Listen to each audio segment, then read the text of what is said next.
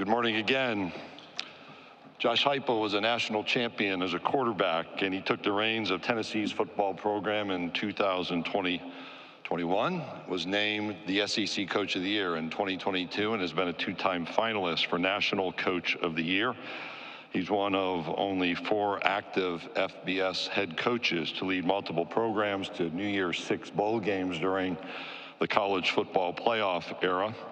And last I saw Josh, we first said hello in a suite in Omaha as Tennessee and Texas A&M were playing in the College World Series final, and I said congratulations to him as he was on the field post-game celebrating with Danny White, Rick Barnes, Peyton Manning, the Tennessee baseball program. It's my privilege to introduce to you University of Tennessee head football coach Josh Heupel.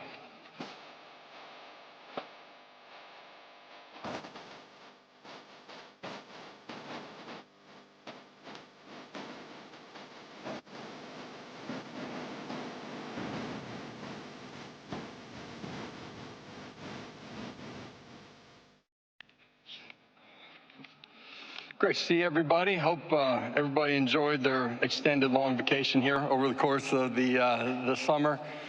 Commissioner, thanks for the kind introduction. He mentioned that last time I got a chance to see him, we were in Omaha, and as I was getting ready to come here, got a chance to see Coach Vitello on the MLB draft a couple nights ago. Obviously, the All-Star game is here tonight, and this is the first time I've had an opportunity to talk since I got a chance to go to Omaha and watch Simo and Blake and Coach Vitello bring home a championship to Rocky Top.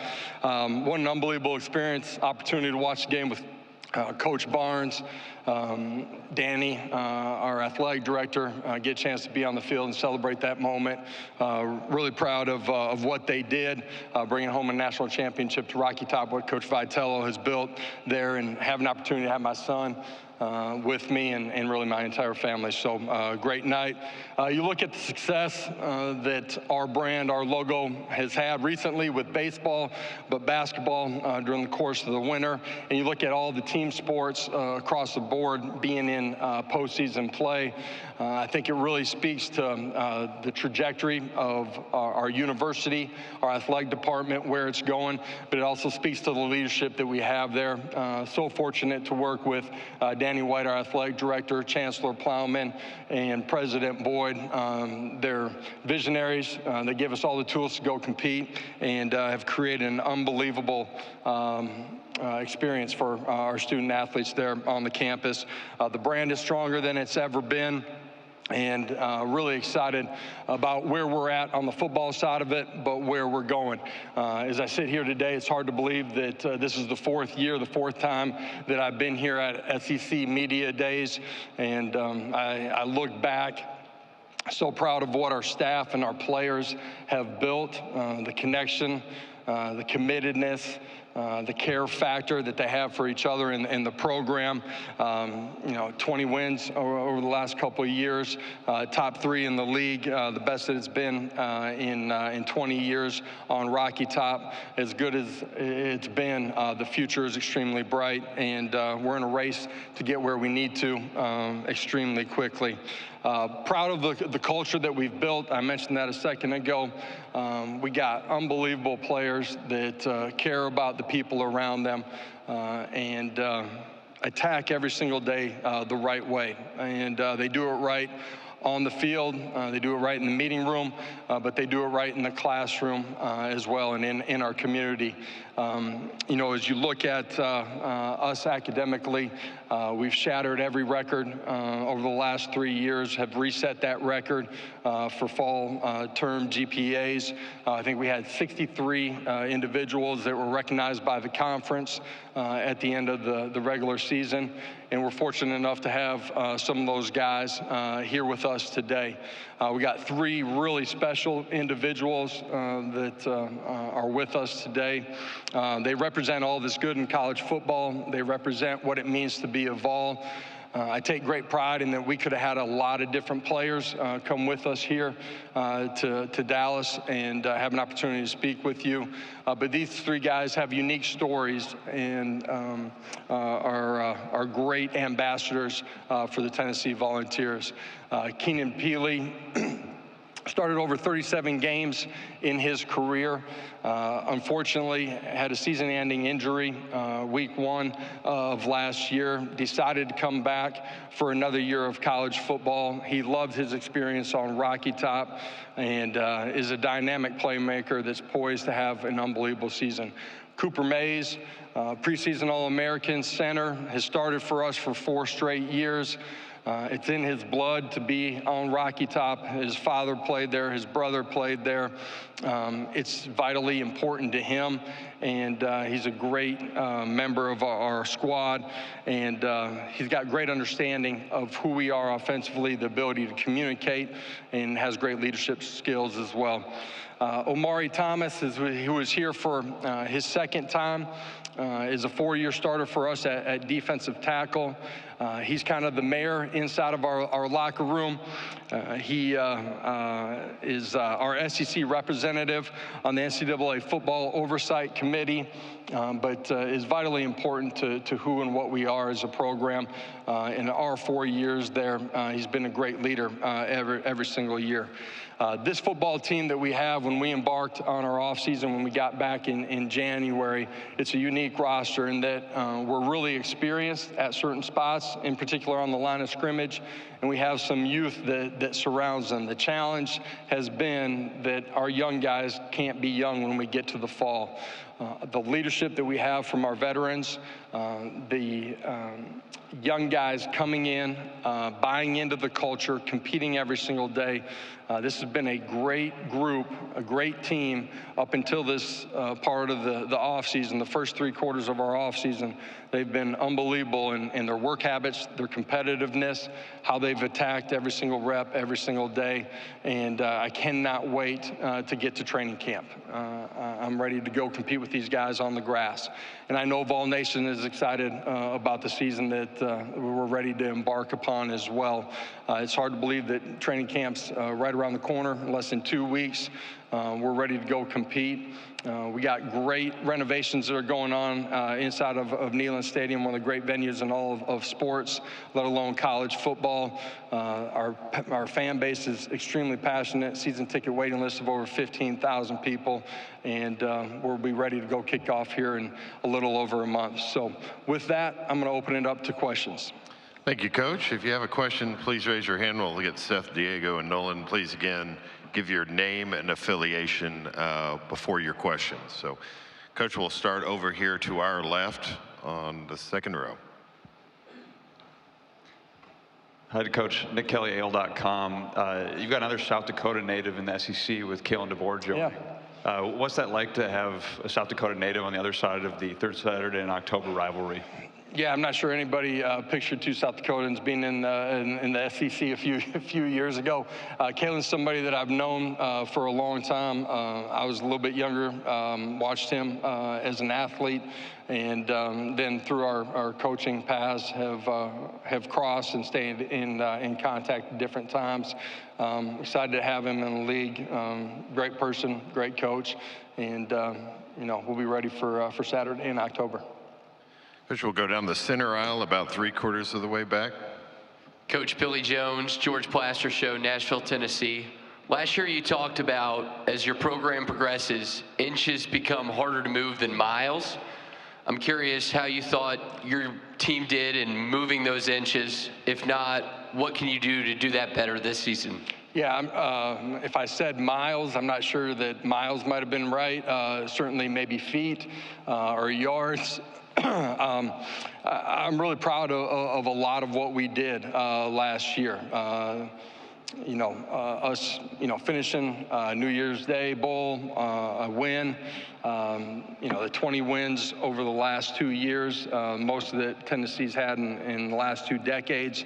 At the same time, that's obviously not the standard for where we want to get to. But proud of the steps that we took.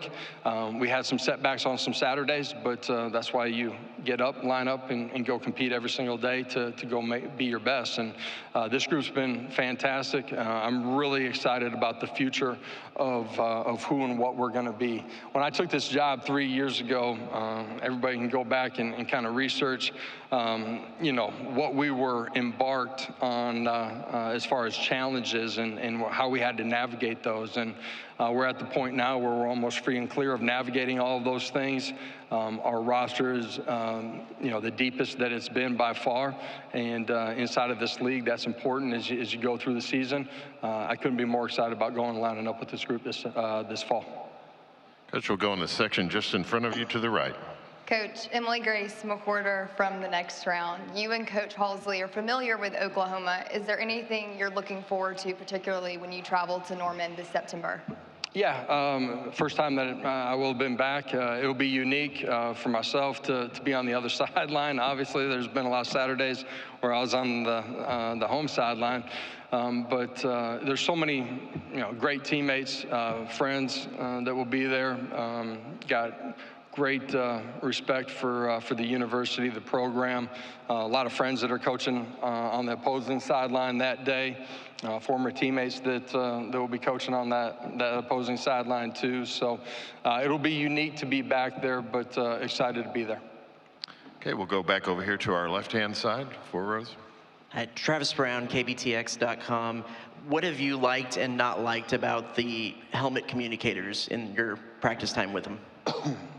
Practice communication, being able to take that to game day, quickest, most efficient, effective way to communicate with somebody on the field. Gives you a chance to solve some of the problems in an immediate way.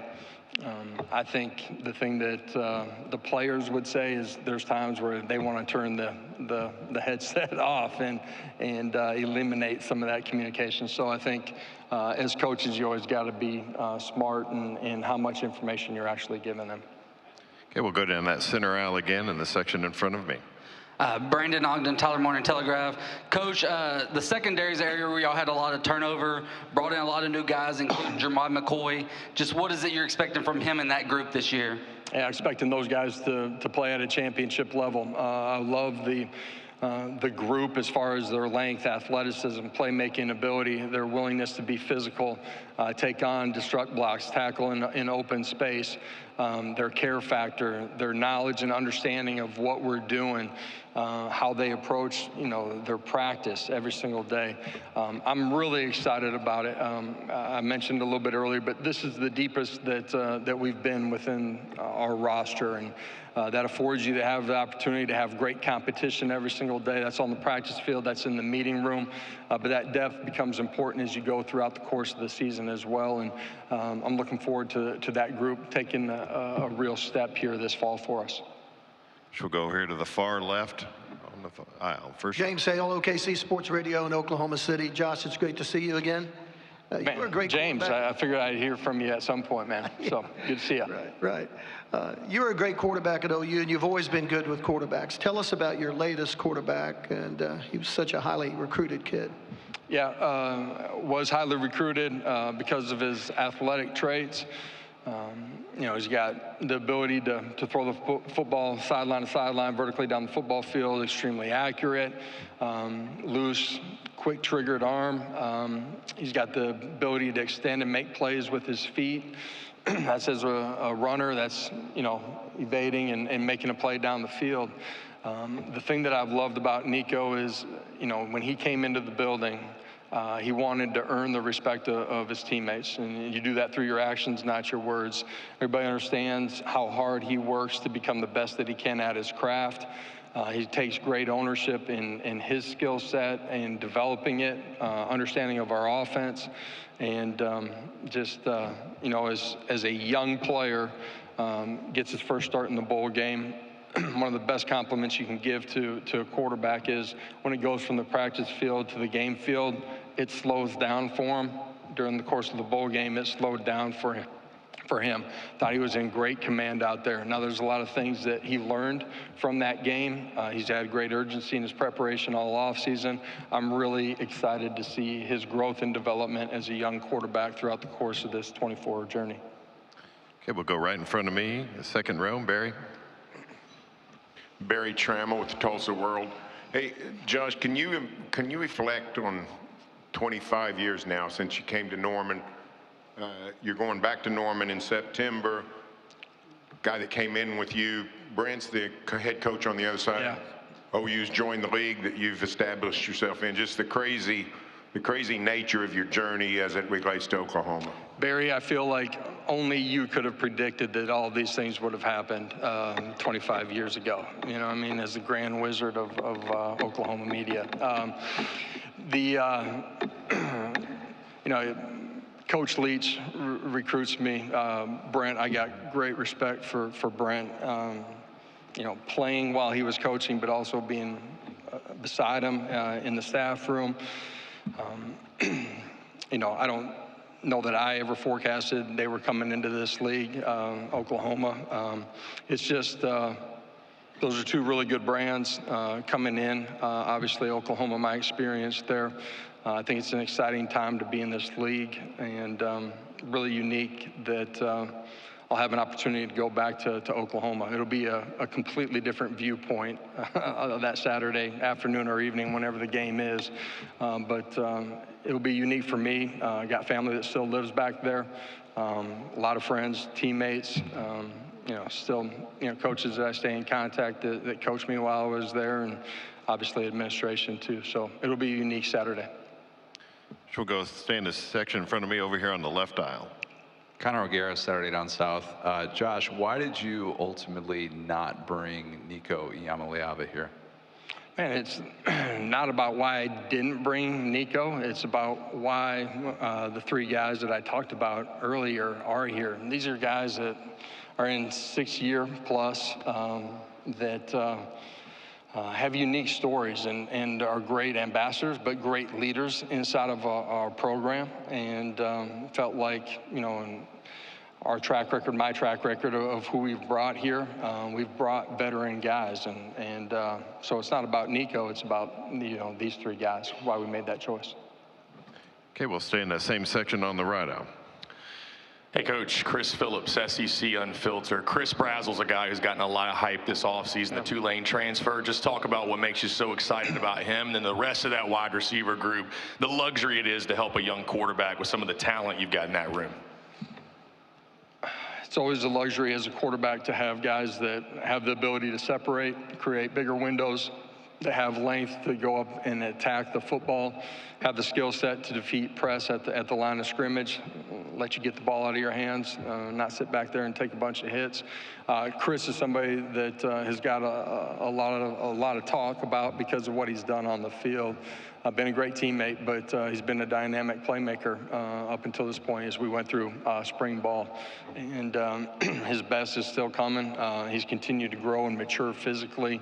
Just his strength, explosiveness, size to his frame, what he's done, you know, since he got there in January. Really excited about him and looking forward to having a great training camp with him. Coach, we'll go over to our right-hand side, about 3/4 of the way back. Yeah, Dean Blevins, News 9, Oklahoma City. Josh, back on Nico, it sounds like the learning curve that you're expecting that him to hit the ground running, and it's not going to be any wait till mid-season to gain your form. Is that accurate? Well, I should certainly hope not. You know what I mean? We want him to hit the ground running. He's a young quarterback. Played really well in the bowl game. He's going to continue to grow through all of his experiences here throughout the course of the season. He's only going to continue to get better from all of those. But we expect him to play at a really high level from the very beginning, and we need that from him. Okay, we'll go in the center aisle, straight down the aisle, right there in the center. Hey, Josh, Trey Wallace with Outkick. The relationship with Tony Vitello and how you've been able to use the baseball program to kind of cross-recruit with football. What has that been like for the last 3 years, and how have you used Vitello to maybe land a few players on y'all's roster? At times there's baseball, football guys that you're recruiting, so having a clear dialogue with him, I think is really important, him and his staff. But I think one of the great things, when it's going good all year long as far as your logo being in front of recruits. And so what Coach Vitale has done on the baseball side of it, or Coach Barnes has done on the basketball side of it, those are great experiences for recruits when they come to campus. They get a small taste of what Vol Nation is like and what game days are going to be like in front of 102,000 inside of Neyland Stadium. Okay, we'll go over to our right, Coach, on the near over to the right side. Hey, Coach. Steve Moulton, WZZN out of Huntsville, Alabama. I did want to ask about building a program, and you've done it at a couple of places. That was Central Florida and now at Tennessee. With the portal and all the portal that entails, is it easier, harder to build a program how you'd like to? Well, I think the portal has positives and negatives within your own roster, right? You lose some, you gain some. The portal gives you the ability to go patch holes on your roster quicker than it could happen just through general high school recruiting. It's a little bit like junior college recruiting used to be, where you had immediate needs and had to patch your roster. Going to the center aisle, about 3/4 of the way back, right in front of the camera. Hey, Coach, Rick Butler with Rocky Top Insider. Can you just talk about the impact of your two new assistant coaches with Inge and Sims heading into this fall, with just what they've been able to do in the spring and summer so far? Yeah, two guys that are elite teachers, that are relationship driven. Their ability to gain trust from the players inside of their position rooms as quickly as they did parlayed itself into both of those position groups having great springs, and they've had great summers too. But just the on-field experiences, our linebackers, I thought, played with great eyes, lineman assignment, their communication, their ability to destruct blocks. They were playing their best football as a group that they had since we've been there.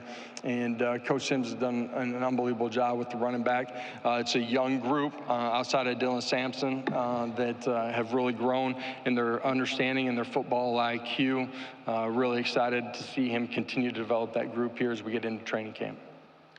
Coach, we'll go in the section in front of my table on the far left aisle, 3/4 of the way back.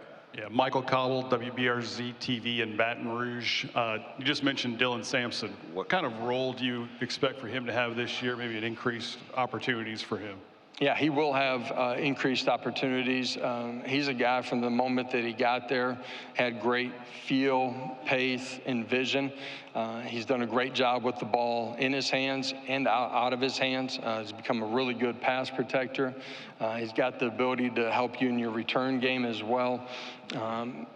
After his freshman year, his ability to impact his teammates, Dylan's one of the strongest leaders that we have inside of our locker room. Just a dynamic personality that isn't afraid to call on his teammates and make sure that they're meeting the standards. He's going to have a great year for us.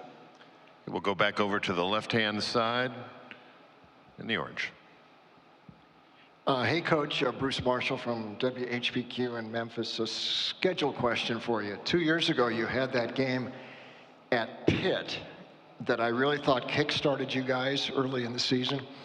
And last year, you didn't really have one of those. We had the game in Nashville last year at the opener. But this year, you got that NC State game in Charlotte, the second game. How important is that for you to get a game like that, a tough non-conference game early?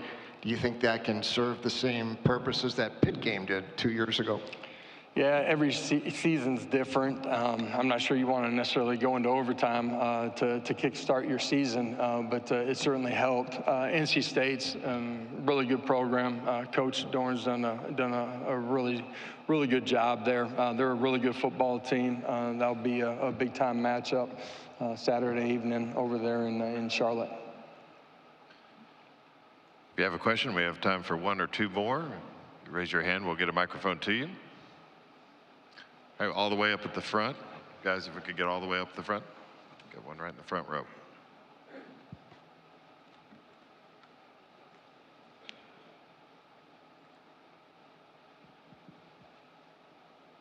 Hey, Josh, Tom Murphy, Arkansas Democrat. It's been a few years since you've been to Fayetteville. They're on the schedule this year. Just your thoughts about preparing for that game. Yeah, always a great venue. Fan base is extremely passionate, and early conference game on the road. Know that that'll be a big test when we get to that Saturday. Go right behind, second row, Jen. Hey Josh, Jenny Carlson with the On the Box Score. NIL, become a bad word for a lot of college football fans, but can you talk a little bit about the positives for your guys, just some of those personal stories that you've seen and the differences that it's made? Yeah, I wish I had it when I was back in Oklahoma playing, you know what I mean? I think, for our players, in their lives, with their family, it's afforded them opportunities, and I think that's important. I do truly go back to my playing days and feel like, you wanted to be a part of it and have an opportunity to use the game in a positive way for your family as well. And so for our guys, being able to increase their brand, their notoriety, and also take care of their families is a real positive. Okay, we'll take one final question over to our right, about 3/4 of the way back. Yeah, Coach, Rob Brown with SEC Sideline Sports Network in Memphis. It's always darkest before dawn. We hear college football's ruining, NIL, the portal, and everything. And here's Tennessee, all of a sudden brought in $62 million in donations last year. It's pretty much idiot-proof college football. Season ticket sales. What do you tell people that keep trying to kill the game? This is the greatest game. To me, this is the greatest game that there is. You look at the experience that young people have from 18 to 22, 23 years old, their growth as a man, and the game affords that. You learn how to set goals. You learn how to handle success. You learn how to handle failure. You learn how to lead. You learn how to get yourself ready to be the husband, the father that you want to be when football ends, and it ends for everybody someday. There's a lot of obstacles within the landscape of college football in today's world that we got to navigate, but there's a lot of really smart people that can help us navigate it the right way, and I'm excited about the future of football. Thank you. Coach Heupel, thank you for your time this morning. Appreciate it. Thank you all.